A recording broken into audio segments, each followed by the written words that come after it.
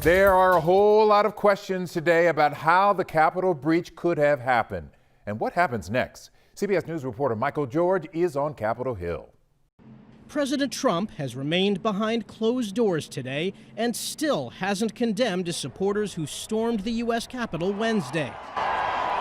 CBS News has confirmed that some Trump cabinet officials discussed invoking the 25th Amendment to remove the president 2 weeks before the inauguration. The most immediate route would be the vice president to recognize the danger of the Donald Trump presidency and take this action. A. B. My members are very much interested, as are my phone is exploding with impeach, impeach, impeach. But president must be held accountable. Even allies are blaming the president for stoking the violence. The president needs to understand that his actions were the problem, not the solution. Transportation Secretary Elaine Chao resigned her post, citing Wednesday's violence as the reason for stepping down. While the cleanup continues on Capitol Hill, questions remain about how the protesters could make it into the Capitol in the first place and why police weren't better prepared to handle the planned protests. No one can tell me that if had been a group of Black Lives Matter protesting yesterday, they wouldn't have been treated very, very differently than the mob of thugs that stormed the Capitol. The government is now moving in 6,200 National Guard members and installing 7-foot-tall fences in preparation for the inauguration. These personnel and this security measures will be in place for no less than the next 30 days. The FBI says it's working to identify those involved in Wednesday's rampage. Michael George, CBS News, Capitol Hill. Lawmakers have been using the word insurrection, referring to yesterday, and the word has been trending ever since.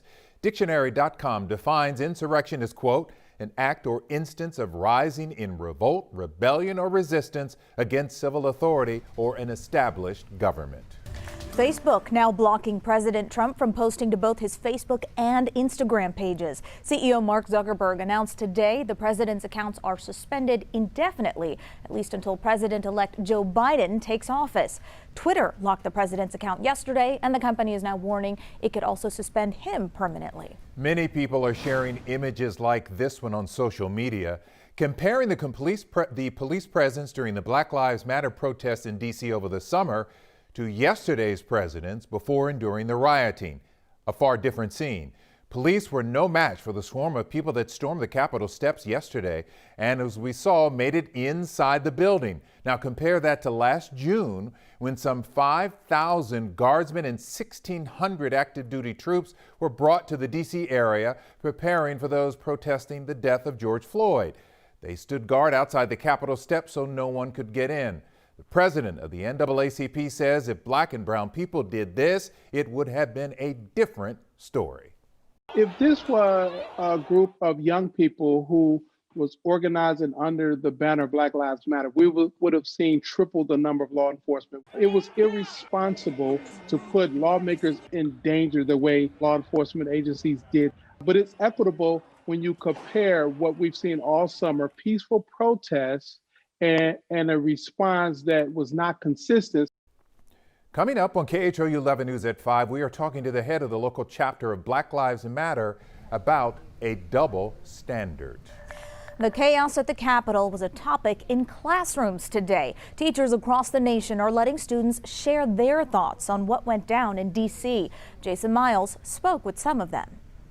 In a school year dominated by COVID-19, today's topic in classrooms across the country. We're seeing protesters overcome the police. Yesterday's insurrection at the U.S. Capitol. Like a lot of my peers, rather than being surprised, I was angry. Vashitha Krishnam and some of her classmates at HISD's Carnegie Vanguard High School share similar thoughts about what happened. Of course, it was in part a great shock, but we all saw a lot of buildup for a long time. Something like this really wasn't unexpected, even though it was horrific to watch it play out. Their social studies teacher says part of her lesson is historical perspective, and her students have come of age in a very divisive time. Really, it's profound to see them growing up in this historical context, and this is their normal. Texas American Federation of Teachers President Zeph Capo posted his thoughts about helping students understand the incident online, including how educators should not share their own political views while discussing current events.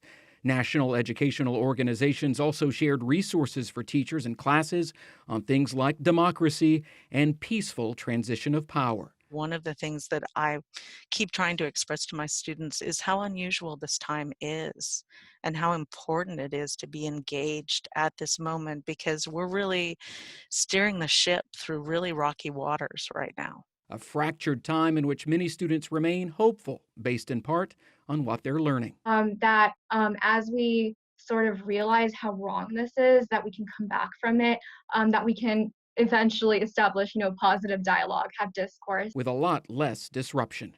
In Houston, Jason Miles, KHOU 11 News. Young people watching a historic moment unfolding right before their eyes, and we will be following it all for quite some time. We'll bring you continuous updates on air, online at KHOU.com and the KHOU 11 app.